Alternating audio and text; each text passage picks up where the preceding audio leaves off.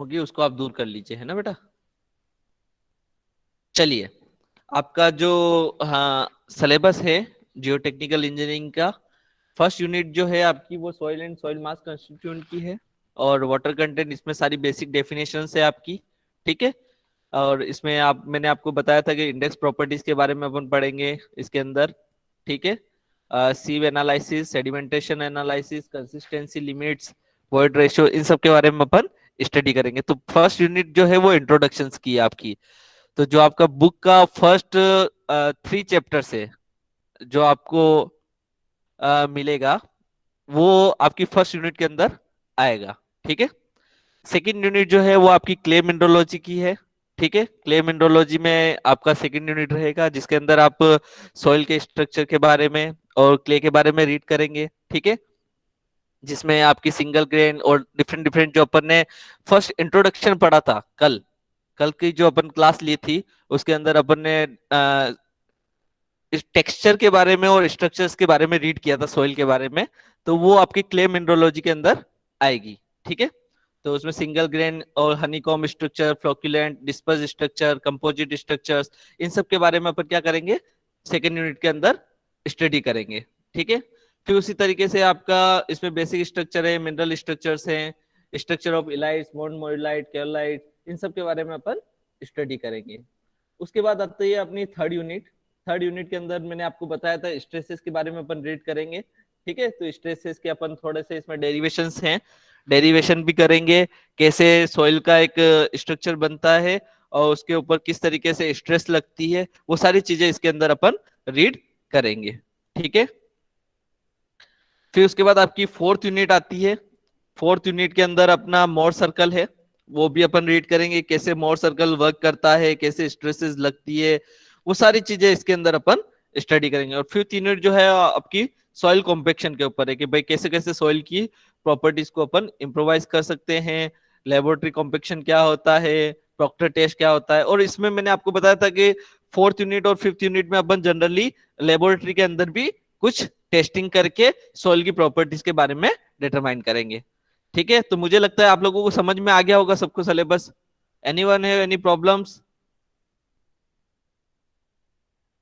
No sir. Okay, समझ में आया सबको, सिलेबस लिख लिया आप लोगों ने? Yes sir. ओके, नाउ अब अपन स्टार्ट करते हैं। इसको अपन मैं रिमूव कर दूं। बुक के बारे में मैं आपको बता चुका हूं। ठीक है, कि आपको कौन कौन सी बुक प्रिफर करनी है, जो कि आपका एज पर गाइडलाइंस जो इसमें दे रखी है, एज पर यूनिवर्सिटी गाइडलाइंस, आपको रंजन एंड राव की यूज करनी है, अरोड़ा की यूज करनी है, आलम सिंह की यूज करनी है, और एम दास की यूज करनी है। सीनेस पब्लिक जो भी है आपका लर्निंग न्यू दिल्ली का पब्लिकेशन है।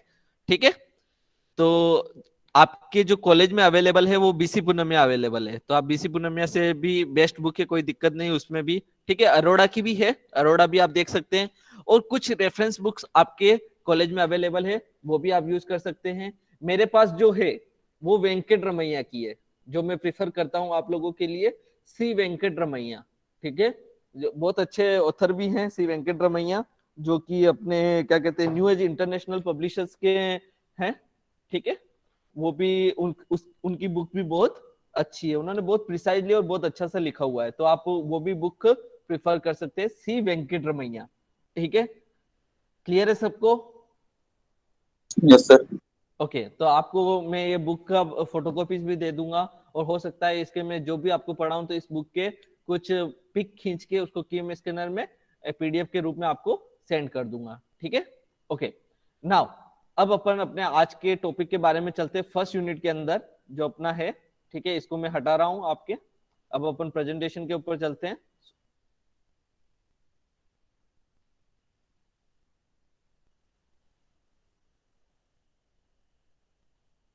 हम्म,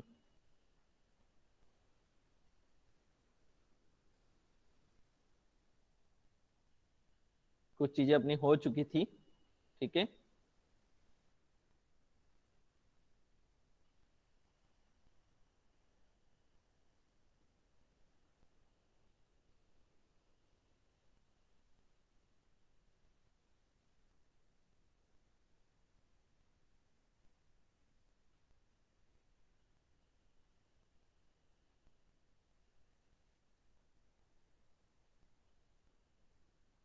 थोड़ा सा 1 मिनट, थोड़ा टाइम लगेगा।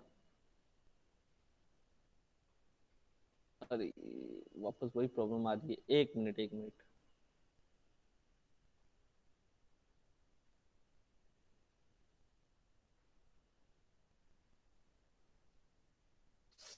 सेम चीज आ रही है।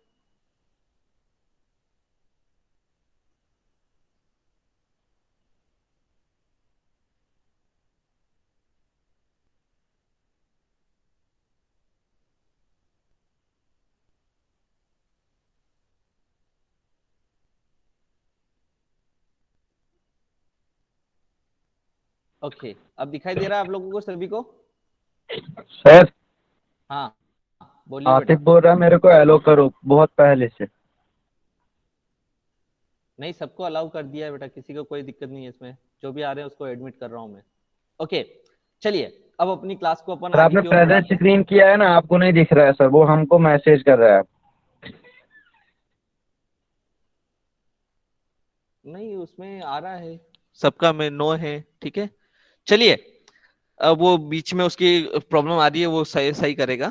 ठीक है, अपन आगे की ओर बढ़ते हैं, क्लास के अंदर चलते हैं अपन। ठीक है, अब जो अपनी आज की क्लास है वो प्रॉपर्टीज के ऊपर है। ठीक है, सॉइल की प्रॉपर्टीज के बारे में बात करेंगे। ठीक है, सबसे पहले थोड़ा और इंट्रोडक्शन अपन देख लेते हैं, क्योंकि कोई किसी भी चीज में आगे बढ़ने से पहले उसकी बेसिक चीजों को जानना बहुत जरूरी है। ठीक है, तो अपन ने कल की जो अपन क्लास थी उसमें अपन ने पढ़ा था पेडोलॉजिस्ट। ठीक है, पेडोलॉजिस्ट मैंने एक साइंटिफिक टर्म के बारे में आपको बताया था। ठीक है, Rishika, open your mic. Rishika, open your mic. Yes sir. What is the pedology? Study of soil, जिसमें सॉइल की स्टडी करते हो उसे ओके, पेडोलॉजिस्ट बोलते तो मुझे लगता है आप लोगों को पता चल गया है कि पेडोलॉजी का मतलब क्या होता है, जिसमें अपन सॉइल के बारे में स्टडी करते हैं। उसी तरीके से कुछ टर्म और भी इसमें अंदर आती है, आपकी जियोलॉजिस्ट। ठीक है, अब जियोलॉजिस्ट क्या होता है, कोई बता सकता है? Mukesh, open your mic. What is the geologist? हैं। जो माइनिंग के बारे में पढ़ता है सर उसी को जियोलॉजिस्ट बोलते हैं सर। नहीं, ऐसे नहीं बोल सकते बेटा, precise under word, what is the mean of geologist? Under earth surface के स्टडी करते हैं ना उसी को सर, मिनरल जैसे हो गया, ये रॉक्स, सोयल, इसी के बारे में स्टडी करते हैं, उसी को जियोलॉजिस्ट बोलते हैं। और कोई बता सकता है? खालिद? जो सर सर स्टडी स्टडी करते ऑफ हैं अर्थ। फिजिकल स्ट्रक्चर ऑफ, मतलब जो फिजिकल स्ट्रक्चर ऑफ अर्थ को जो स्टडी करते हैं उनको जियोलॉजिस्ट बोलते हैं। ओके, देखिए, आप में खालिद बता रहे हैं फिजिकल स्ट्रक्चर को अपन स्टडी करते हैं, मुकेश ने जैसे बताया कि भाई मतलब रॉक्स के बारे में स्टडी करते हैं। अपन अगर जनरल टर्म में बात करें, जब अर्थ क्रस्ट, कोई भी जो अर्थ से रिलेटेड है, अर्थ मतलब सरफेस, ठीक है, सरफेस के बारे में जब अपन स्टडी करते हैं, सरफेस में आपका सारी चीजें आ जाती है। सरफेस में आपका फिजिकल आ जाता है, फिर उसके अंदर रॉक्स आ जाते हैं, रॉक्स के बाद उसके अंदर के मिनरल्स आ जाते हैं, और इंटरनल स्ट्रक्चर भी आ जाता है। तो उन सारी चीजों को जो स्टडी करते हैं, that is called as geologist. तो अपन बेसिक वर्ड अपन यूज कर सकते हैं कि we have study on the surface of the earth. ठीक है, छोटे टर्म में अगर अपन बात करें तो वी कैन से कि सरफेस ऑफ द अर्थ अपन स्टडी करते हैं, that is called as geologist. फिर उसके बाद आता है एक टर्म इंजीनियर। ठीक है, अब इंजीनियर के लिए कैसे यूजफुल होता है, कौन बता सकता है? What is the mean? चलिए डेफिनेशन को अपन रीड करते हैं। सोइल इज द अनएग्रीगेटेड और uncemented deposits of minerals and और ऑर्गेनिक पार्टिकल्स और fragments covering large portion of the earth crust. ठीक है, कल मैंने आपको बताया था कि सॉइल कैसे फॉर्म होती है, ठीक है, और कैसे उसमें अलग अलग टाइप की सॉइल के स्ट्रक्चर्स डेवलप होते हैं, कैसे कैसे उसमें अलग अलग क्लासिफिकेशंस होते हैं। वो सब चीजें अपन ने थोड़ा बहुत बेसिकली कल रीड किया था। ठीक है, तो इंजीनियर क्या करता है कि इंजीनियर का यूज होता वो किसके ऊपर स्टडी करता है, जो भी डिपॉजिट्स हुआ, जो भी सॉइल के मिनरल्स हुए, ठीक है, उनको देखता है और उनका यूटिलाइजेशन करता है। ठीक है, तो वो पार्ट आ जाता है आपका इंजीनियर के अंदर। ठीक है, अब क्या अब सॉइल मैकेनिक्स क्या होती है? What is the mean of soil mechanics?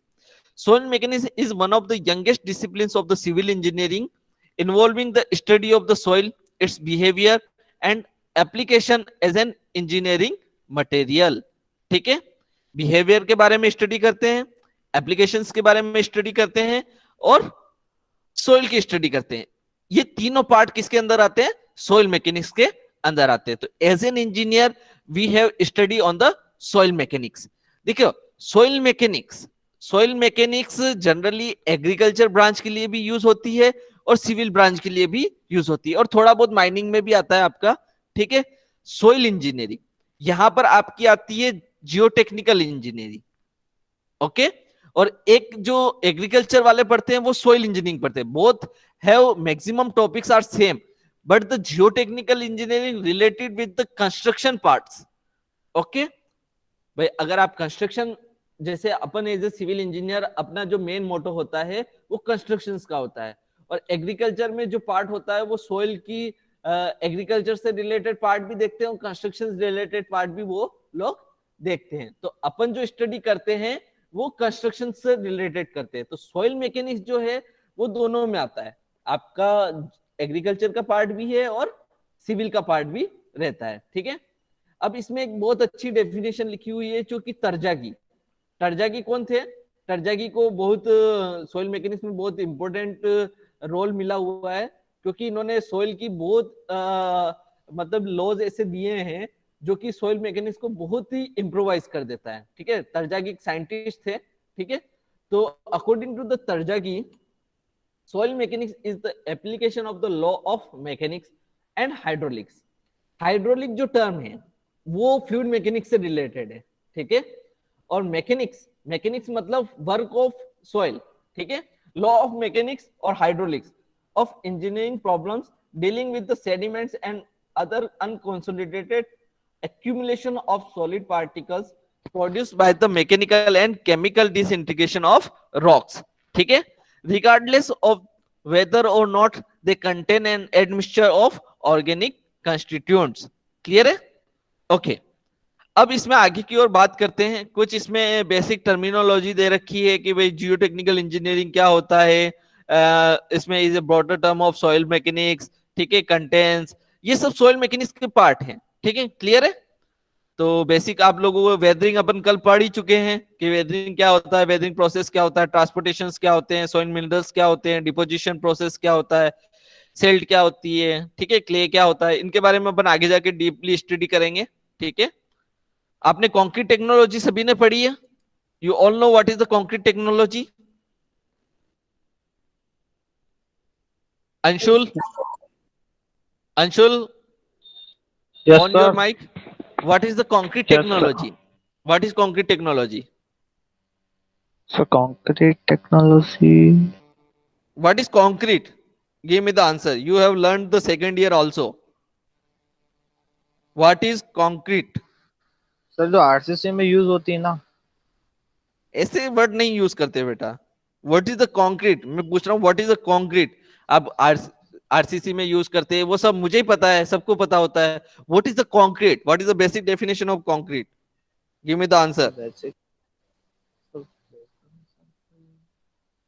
बेटा आप लोग थर्ड ईयर में, सेकंड ईयर में नहीं है।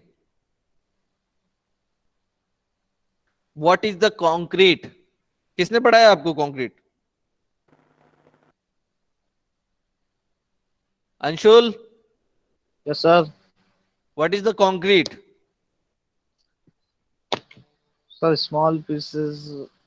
What is the small pieces? तुम ऐसे भी No, sir. बात कर रहे हो, कॉन्क्रीट नहीं पता है तुम्हें? You are in third year. What is the concrete?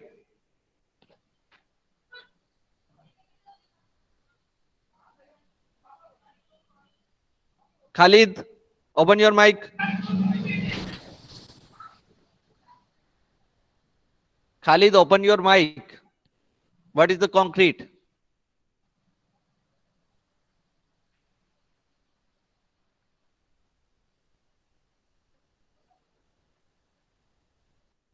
Mukesh, Yes, sir.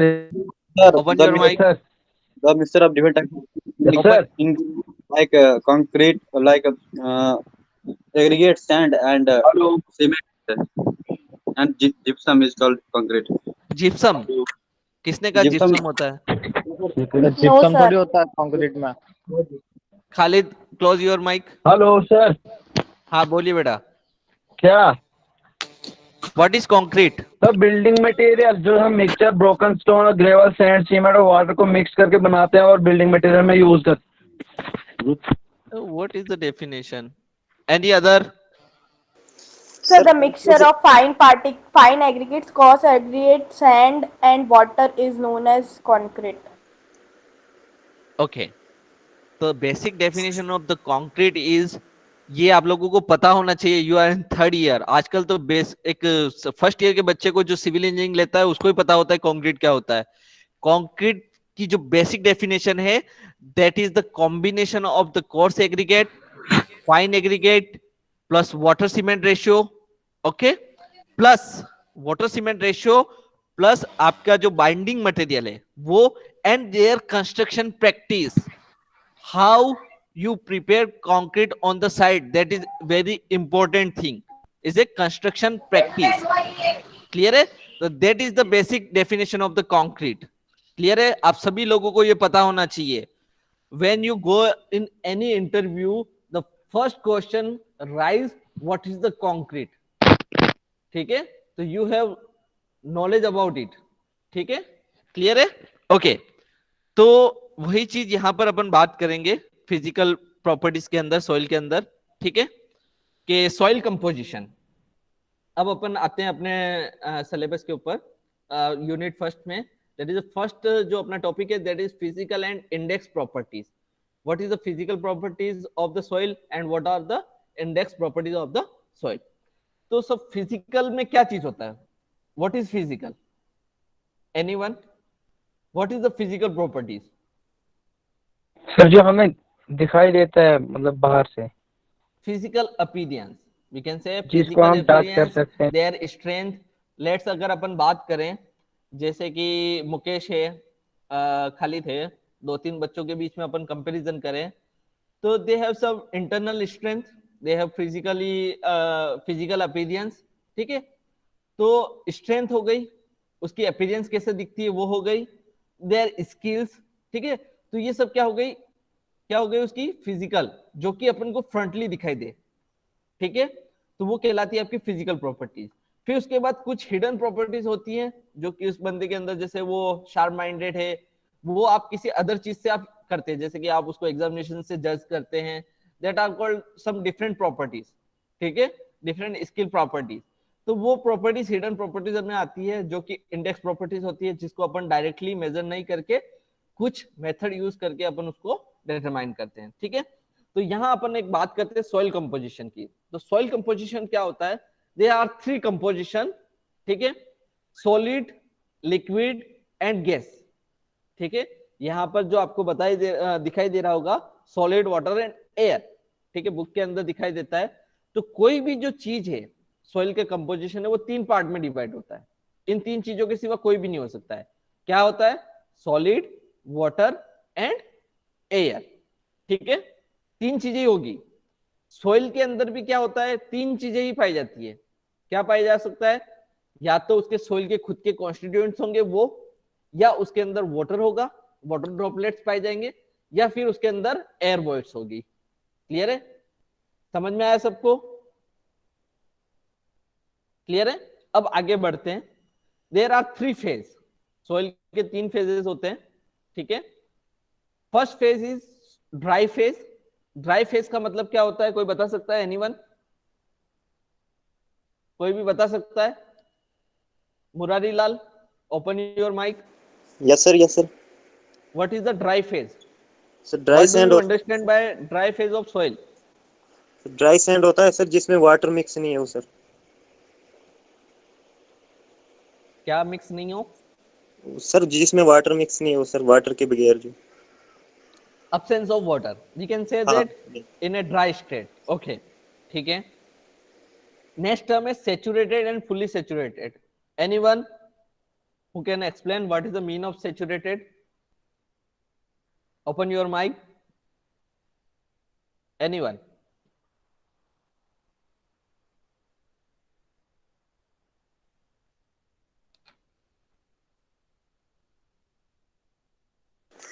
फिर सैचुरेटेड का मतलब होता है जिसमें वाटर मिक्स होगा, फिर presence of water. Broken broken broken parts में सर छोटे छोटे टुकड़ों में जब अलग अलग पार्टिकल्स अलग अलग होंगे, उसको सैचुरेटेड जब सॉइल में जब अलग अलग पार्ट्स चलो छोटे इसको छोटे मैं होंगे आपको आगे जाके डीपली बताऊंगा क्या होता है।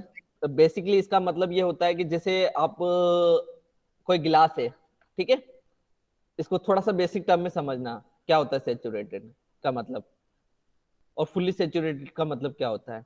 ग्लास है, ग्लास की कैपेसिटी अप टू उसके टॉप तक उसको अपन क्या कर सकते हैं, फिल अप कर सकते हैं, ठीक है। अपने उसके अंदर क्या डाला, स्टोन पार्टिकल्स डाले और क्या कहते हैं पानी डाला, एक लेवल आएगा, ठीक है। उस टॉप लेवल तक उसकी क्या होगी, कैपेसिटी होगी, ठीक है। और उसके बाद अपन कुछ ऐड करेंगे तो वो क्या हो जाएगा, छलक जाएगा। समझ गए ना, समझे, ठीक है। तो यस सर, सर। जो उसका लेवल है, उस लेवल तक अगर वो पहुंच जाता है, that is called as fully saturated. और उस लेवल से थोड़ा कम रहता है लेकिन उसकी स्टेट सेम रहती है, that is called as saturation, ठीक है। और पार्शियली सैचुरेटेड का मतलब होता है कि जैसे अपन बर्फ की बात करते हैं, घर में आपने बर्फ जमाया होगा, ठीक है, तो बर्फ में आधा पानी रहता है कभी कभी और आधा बर्फ रहता है, देखा होगा ना कभी आप लोगों ने, ठीक है। तो that is the condition of the partially saturated, ठीक है। उसी तरीके से आपका सबमर्ज भी होता है। सबमर्ज का मतलब होता है कि कोई स्टोन पार्टिकल्स अपन जब पानी के अंदर डालते हैं, ठीक है, एक होता है फ्लोटिंग, फ्लोटिंग मतलब वो ऊपर की ओर तैरता है, और एक होता है वो अंदर की तरफ क्या हो जाता है, डिसॉल्व हो जाता है, अंदर की तरफ घुल मिल जाता है, जैसे पानी के अंदर नमक मिलाते हैं, that is also a condition of the submerge, ठीक है। तो ये सबमर्ज के कुछ बेसिक मीनिंग है, उसको अपन आगे पढ़ेंगे क्या होता है डीपली, ठीक है। चलिए सबसे पहले अपन बात करते हैं फेज डायग्राम के बारे में, ठीक है। देखिए आपको फिगर दिखाई दे रहा है सबको, सभी को फिगर दिखाई दे रहा है। That is a very important part of the first unit और for the future soil engineering. Okay, सबको दिखाई दे रहा है। ओके, अब मैं किसी से क्वेश्चन करता हूं। Ravi Yadav, open your mic. Ravi Yadav, Ravi Yadav absent है, open your mic. Okay, Atif Sajjad, Atif Sajjad open your mic. Hello sir. बेटा आप कहाँ थे रवि यादव? चलिए बताइए, बताइए ये क्या दिखा रहा है सामने सर आपको? नेटवर्क स्लो है यहाँ पे। आपको क्या दिखाई दे रहा है फ्रंट पे? इस डायग्राम। किसका डायग्राम दिखाई दे रहा है? इस डायग्राम। किसका डायग्राम दिखाई दे रहा है आपको? इस डायग्राम।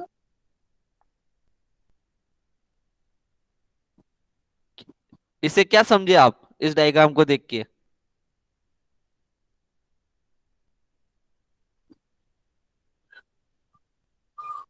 ऋषिका, हाँ सर। क्या दिखाई दे रहा है आपको? सर हमें ये सॉइल के फेज डायग्राम दिखा रहे, पार्शियली सैचुरेटेड एक, फुली सैचुरेटेड का, एक ड्राई सॉइल का। ओके, जैसे कि आप इससे क्या मतलब आपको क्या समझ में आता है कि क्या चीज है ये? फेज डायग्राम तो है लेकिन इसका क्या यूटिलाइजेशन है? What is the utilization of this diagram? अपने तो हिसाब से बताइए, कोई बात नहीं। आप क्या सोचते हैं इसके बारे में, फिर मैं बताता हूँ क्या होता है ये, ठीक है। सर जैसे इसमें अगर है ना ड्राई सॉइल हुई तो उसमें सिर्फ सॉइल के सॉलिड पार्टिकल्स होंगे और एयर होगी, और फुली सैचुरेटेड में सॉलिड पार्टिकल्स होंगे, वाटर होगा, और ये पार्शियली सैचुरेटेड में तीनों होंगे, ऐसा कुछ। चलिए चलिए अब अपन इसको स्टडी करते हैं। That is a very important part. ये पूरा सॉइल इंजीनियरिंग की जान है, मैं आपको बता देता हूं। ये डायग्राम पूरे सॉइल इंजीनियरिंग की जान है, जो बैकबोन कहते हैं ना वो है, ठीक है। अब जैसे कि आपको एक ये दिखाई दे रहा होगा, सबसे पहले सॉइल स्केलेटन, ठीक है, ये एक स्केच है। इस स्केच के अंदर आपको क्या दिखाई दे रहे हैं? कुछ ग्रेवल्स दिखाई दे रहे हैं और कुछ आपको कोर्स पार्टिकल, कुछ फाइन पार्टिकल दिखाई दे रहे हैं, ठीक है। एग्रीगेट्स है जिसमें कुछ बाउल्डर टाइप है। बाउल्डर का मतलब होता है जिनकी साइज थोड़ी ज्यादा होती है, ठीक है। फिर उसके बाद थोड़े कम साइज के पार्टिकल्स दिखाई दे रहे हैं, और फिर आपने देखा होगा इसके अंदर कुछ खाली खाली गैप्स है, दिखाई दे रहा है सबको, ठीक है। इस खाली गैप में क्या हो सकता है, दो चीजें हो सकती है, या तो वाटर होगा या होगी एयर, ठीक है।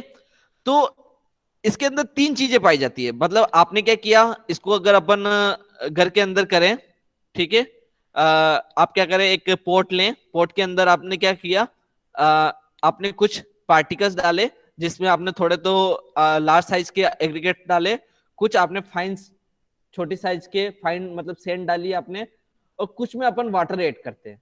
आपने देखा होगा कि वो सब क्या होते हैं, आपको दिखाई नहीं देगा, वाटर उसके अंदर एब्जॉर्ब हो जाता है। तो वाटर की मात्रा भी इसके अंदर क्या होती है, प्रेजेंट होती है। तो वाटर हो गई इसके अंदर, और क्या होती है, एयर।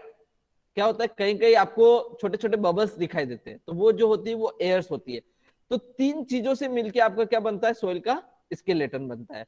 तो आपको जो दिखाई दे रहा है that is the air phase, water phase and solid phase. Solid phase का मतलब होता है कि जिसके अंदर ना वाटर की प्रेजेंस हो और एयर की प्रेजेंस हो।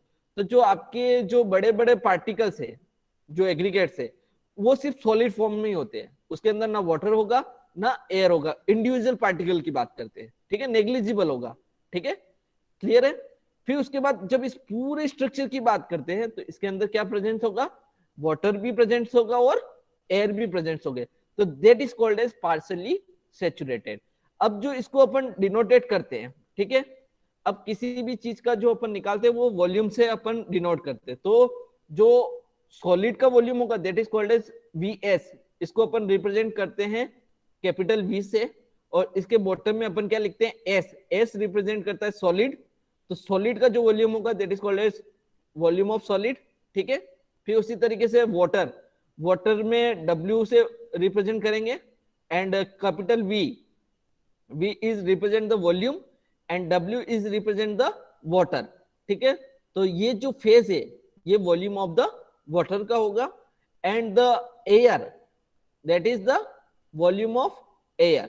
V is represent the volume and A is represent the air, and the combination of these three, volume of the air, volume of water and volume of solid is called as total volume। आप लोग सभी लिख लीजिए अपनी copy के अंदर, what is the mean of total volume, ठीक है। ये बहुत इंपॉर्टेंट है, अभी इससे रिलेटेड अपन बहुत सारी चीजें स्टडी करेंगे, आगे जाके इसके बहुत सारे डेरिवेशंस भी आएंगे। तो आपको ये फेज डायग्राम याद होना चाहिए और समझ में आना चाहिए।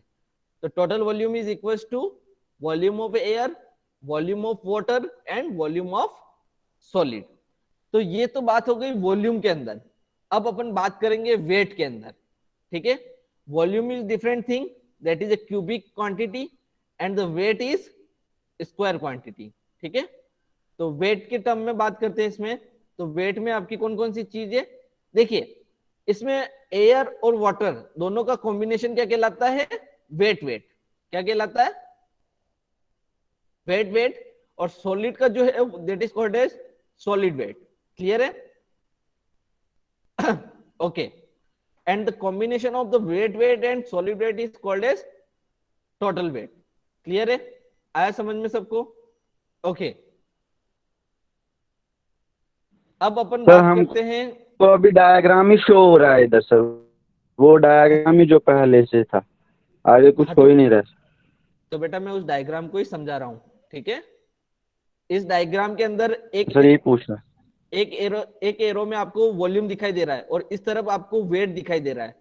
सेकंड इधर दो एरो दिखाई दे रहे हैं ना, एक में W लिखा हुआ दिखाई दे रहा है, एक में V दिखाई दे रहा है। तो V is represent the volume. अगर आप इस पूरे फिगर की बात करते हैं, तो जब अगर इसको अपन मेजर करते हैं, मेजर का मतलब होता है इसको मापते हैं, ठीक है। तो दो टर्मिनोलॉजी में मापते हैं, एक तो वॉल्यूम में मापते हैं और दूसरा होता है वेट में। तो जब वेट की बात करते हैं तो वेट को किस तरीके से रिप्रेजेंट करते हैं वो यहाँ दिखाई दे रहा है, और वॉल्यूम में किस तरीके से इसको रिप्रेजेंट करते हैं वो दिखाई दे रहा है, क्लियर है। अब देखिए ड्राई सोइल में क्या होता है, सॉलिड और एयर का पार्ट रहता है, क्लियर है, समझ में आ गया, ओके। अब अपन नेक्स्ट स्टेप की ओर बढ़ते हैं। देखिए अब आपको कुछ दिखाई दे रहा होगा, रिलेशनशिप, आपको रिलेशनशिप दिखाई दे रहा है सबको, you all see the relationship, yes sir. Okay, तो WT अगर आपसे पूछा जाता है what is the total volume, that is the weight plus solid weight. Clear है? ठीक है, और ये किससे आया है? Phase diagram. Sir 1 second sir, weight, total weight sir, W. Weight plus solid weight. ठीक है, इसको समझने के लिए फेज डायग्राम को आपके दिमाग के अंदर बिठा लेना है। क्लियर है? फेज डायग्राम से आपको इजीली पता चल जाएगा कि टोटल वेट क्या होगा। तो टोटल वेट क्या होता है सोइल का? Weight plus solid weight. ठीक है, इसको अगर अपन फेज डायग्राम में देखें थोड़ा, ठीक है, तो ये आपका है ये वाला weight plus solid weight. Clear है? ओके, नेक्स्ट है आपका टोटल वॉल्यूम। टोटल वॉल्यूम क्या होता है? Volume of voids plus volume of solids. इसको अदर डेफिनेशन में लिख सकते हैं अपन, अदर इसको और भी रिप्रेजेंट करते सकते हैं, volume of air plus volume of water plus volume of solid. Clear है? इन तीनों का सम। तो वॉल्यूम ऑफ वॉइड्स क्या होगा बताओ? वॉल्यूम ऑफ वॉइड्स क्या रिप्रेजेंट करता है? The summation of the volume of air and volume of water. तो ये आपको रिलेशनशिप और फॉर्मूला याद होना चाहिए। ये फॉर्मूला कहां से डिराइव हुआ? 3 फेज डायग्राम से डिराइव हुआ है। क्लियर है?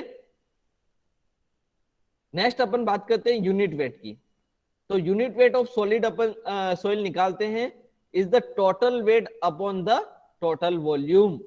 अगर अपन किसी क्वांटिटी को weight of total weight upon total volume से डिवाइड कर देते हैं तो we get the unit weight of soil, that is also called as density. Density क्या होता है? मास per unit volume. That is, यहां मास की बात नहीं करते, मास में absence of the gravitational force होता है। ठीक है, जब मास की बात करते हैं तो वेट में अपन प्रेजेंस ऑफ ग्रेविटेशनल फोर्स भी लेते हैं। तो वेट जो होगा वो mg कहलाता है, W is equal to mg होता है आपका। तो मास इंटू ग्रेविटेशनल फोर्स होता है, इसको अदर टर्म में भी लिख सकते हैं। तो यहाँ पर जो बात करेंगे अपन टोटल वेट की बात करेंगे, total weight upon total volume is called as unit weight of the soil. Clear है? उसी तरीके से इसमें आती है bulk density, soil density and unit weight. तो यूनिट वेट का मतलब आपको समझ में आ गया होगा। सॉइल डेंसिटी में आपका क्या आएगा कि यहां पर सिर्फ अपन सॉइल की बात करेंगे। ठीक है, क्लियर है? चलिए अब देखिए नेक्स्ट आपका फॉर्मूला है वाटर कंटेंट। वाटर कंटेंट क्या होता है? ठीक है, वाटर कंटेंट फॉर्मूला आपका आता है wait of the water upon weight of the solid. ठीक है, अगर ये तो है वाटर कंटेंट के बारे में। अगर आप परसेंटेज ऑफ वाटर कंटेंट की बात करते हैं, इसमें आप थोड़ा सा और भी ऐड कर सकते हैं, परसेंटेज ऑफ वाटर कंटेंट की बात करते हैं तब आप 100 से मल्टीप्लाई करते हैं।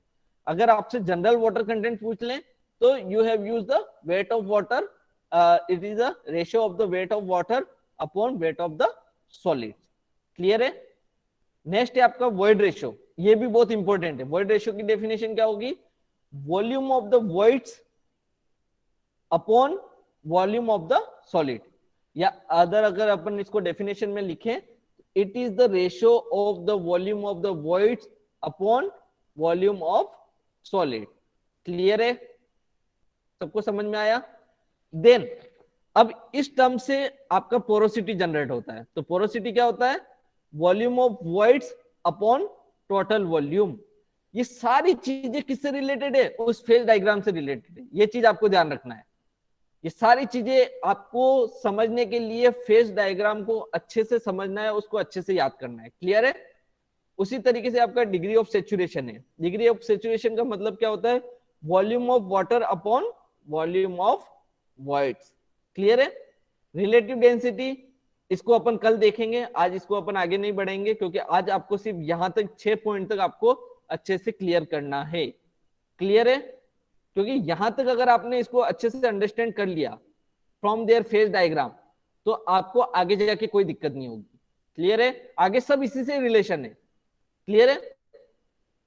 समझ में आया सबको? यहां तक किसी की कोई क्वेरीज क्वेश्चन पूछ सकता है मुझे? Anyone have any question? No sir. Okay, चलिए मैं आपको इसी चीज को अपन रिवाइज करने के लिए मैं एक यूट्यूब का वीडियो आपके लिए शेयर कर रहा हूँ, ठीक है। उससे आपको थोड़ा और वो वीडियो चलेगी तो उससे आपको थोड़ा और अच्छे से समझ में आएगा। तो मैं अपन उस वीडियो की ओर बढ़ते हैं, ठीक है।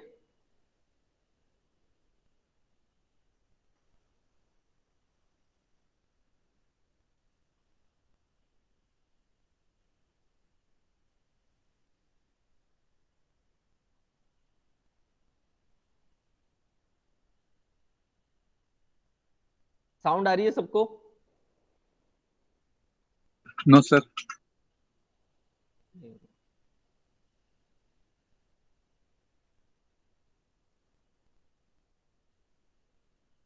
चलिए, आप तो इसको जनरली देखिए, आपको यूट्यूब पे मिल जाएगा किस तरीके से इसमें वर्क होता है। मैं आपको इसको एक्सप्लेन करता रहूंगा, ठीक है। जैसे कि ये फेज रिलेशनशिप दिखा रखा है इसमें, इसमें आपको अच्छे से और फिगराइज दिख रहा होगा, ठीक है, जो आपका ये चल रहा है, ठीक है, फेज रिलेशनशिप के अंदर। Sir, we are not seeing anything. बेटा मैंने वीडियो लिंक शेयर किया है आपको, चलिए मैं आपको इसका लिंक शेयर कर देता हूँ। दिखाई दे रहा है सबको? Yes sir. ठीक है, देखिए इसमें किस तरीके से ये एयर को और वाटर को और सॉलिड पार्टिकल्स को दिखाई दे रहा है, ठीक है। अगर अपन मास की बात करते हैं, इसमें मास का यूज किया गया है। मैंने आपको वहां पे वेट बताया था, यहाँ पे mass of the air, mass of water. इसमें क्या प्रेजेंस ऑफ इसमें ग्रेविटेशनल फोर्स को नहीं लिया गया है, ठीक है। मास की टर्म में तब बात करते हैं जब ग्रेविटेशनल फोर्स को अपन यूज नहीं करते हैं, ठीक है। देखिए बल्क डेंसिटी के बारे में भी बता रखा है इसमें, dry density, bulk unit weight, dry unit weight, ठीक है। ये सब एक दूसरे से रिलेटेड है, इसको अपन कल और अच्छे से पढ़ेंगे, ठीक है। तो आपको समझ में आ गया होगा। मैं इसका लिंक आपको शेयर कर दूंगा तो आप अपने घर पे भी देख सकते हैं। क्लियर है? ठीक है, यस सर। तो मैं प्रेजेंटेशन ऑफ करता हूं। अगर यहां तो किसी की कोई क्वेरीज है तो आप पूछ सकते हैं। Anyone have any queries? आज की क्लास में किसी को कोई क्वेरीज है? आप वन बाय वन अपना माइक ऑन करें और क्वेश्चन पूछ सकते हैं, अदरवाइज मैं करूं आपसे क्वेश्चन।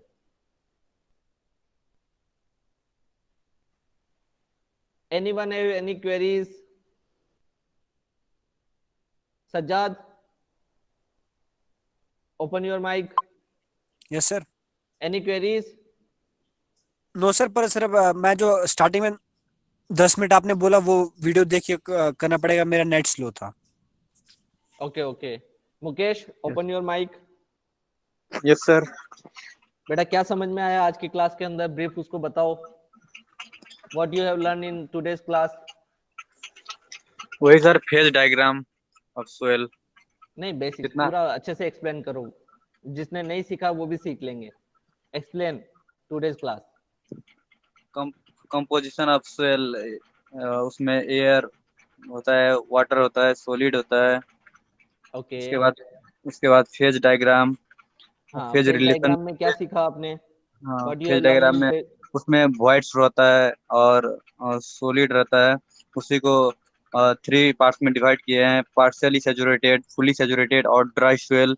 हाँ, एक बार फेज इसमें एक क्वेश्चन है मेरा, इसको तीनों पार्ट में डिवाइड करके पढ़ने की क्या जरूरत है? Why we you read this thing? For different purpose, जिस यूज में लेने के लिए। सॉइल में अपन को इन तीनों इसका मेन रीजन ये है बेटा कि आप जो इस चीज को पढ़ते हैं, ये 3 फेज बहुत इंपॉर्टेंस रखते हैं वाइल कंस्ट्रक्शन, ठीक है। अपन क्या करते हैं कि सॉइल की प्रॉपर्टीज को डिटरमाइन करते हैं और उसका यूटिलाइजेशन करते हैं for their strength, for their purpose, to improvise soil, ठीक है। फॉर डिफरेंट डिफरेंट पर्पस अपन उसको क्या करते हैं, यूज करते हैं। तो उसकी वजह से उसकी बेसिक कंपोजिशन के बारे में अपन को नॉलेज होना जरूरी है। और 3 फेज डायग्राम क्या है? उसका बेसिक कंपोजिशन है। क्लियर है? और Yes, sir. आगे जब आप इसके रिलेशनशिप पढ़ेंगे तो वो रिलेशनशिप भी इसके साथ रिलेट रहेंगे। इसमें देखो कितने टाइप के बन सकते हैं कंपोजिशन। देखिए कॉम्बिनेशन किस किस का हो सकता है? सॉइल पार्टिकल और वाटर का कॉम्बिनेशन आपको साइड में मिल सकता है, मतलब सॉइल के अंदर। या फिर आपको क्या मिल सकता है? सॉइल और एयर का कंपोजिशन मिल सकता है। फिर आपको एयर एंड वाटर का कंपोजिशन मिल सकता है। फिर और कौन कौन से, ये 4 कंपोजिशन आपके जनरली बनते हैं, ठीक है। तो देखिए इसमें, इस फिगर के अंदर आपको जो दिखाई दे रहा होगा, अभी जो आपकी स्क्रीन पे फिगर शोन है, ठीक है, इसमें वॉल्यूम ऑफ एयर और वॉल्यूम ऑफ वाटर को किससे दिखा रखा है, वॉल्यूम ऑफ वॉइड से। एरो दिखाई दे रहा है आप लोगों को सभी को? Yes sir. ठीक है, तो वॉल्यूम ऑफ एयर और वॉल्यूम ऑफ वाटर किसके बराबर होता है, वॉल्यूम ऑफ वॉइड से वर्ड। बराबर, ठीक है, आया समझ में। और टोटल वॉल्यूम क्या होता है, volume of air, volume of water and volume of solid. Clear है? ठीक है। और इसको अगर अपन टर्म में बात करें तो टोटल वॉल्यूम को अपन और कैसे लिख सकते हैं, volume of voids plus volume of solid. तो ऐसे ही आपके रिलेशन बनेंगे, जैसे मैंने अभी आपको कॉम्बिनेशन बताया ना कि वीएस प्लस वीवी भी हो जाता है, VA plus VW plus VS भी हो जाता है। तो जब आप रिलेशनशिप पढ़ेंगे तो इनकी कॉम्बिनेशन ही आप रीड करेंगे और डेफिनेशन का यूज करते हुए इनसे आप फॉर्मूला जनरेट करेंगे। समझ में आया सबको? मेरे को लगता है आज का टॉपिक अब आप लोगों को कोई क्वेरीज नहीं रहेगी। सर आ गया सर, अब दूसरी क्लास, टॉस की क्लास है हमारी अभी लिंक आ गया। ओके ओके ओके, ठीक है। तो आज की क्लास को अपन यही ओवर करते हैं। एनीवन हैव एनी क्वेश्चन तो आप मुझे सेंड कर सकते हैं, ठीक है। इसको अच्छे से क्लियर कर लेना तो आगे आपको कोई दिक्कत नहीं आएगी। ओके, तो स्टॉप करें आज की क्लास को। Yes sir. ओके, मैं अटेंडेंस एक बार देख लेता हूँ सबकी, ठीक है। अटेंडेंस, ठीक है, 1 मिनट में इसकी एक्सेल निकाल लेता हूँ, 2 मिनट आप वेट कीजिए सभी।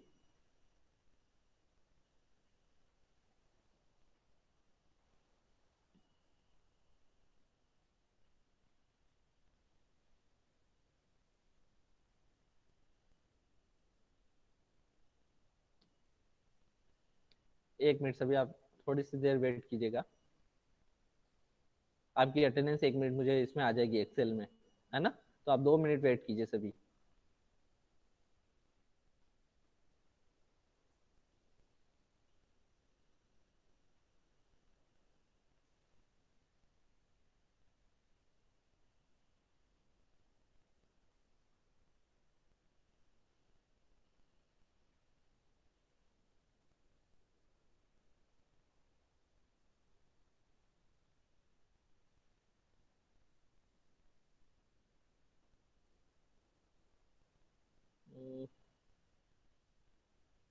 आज की अटेंडेंस क्यों नहीं आ रही है?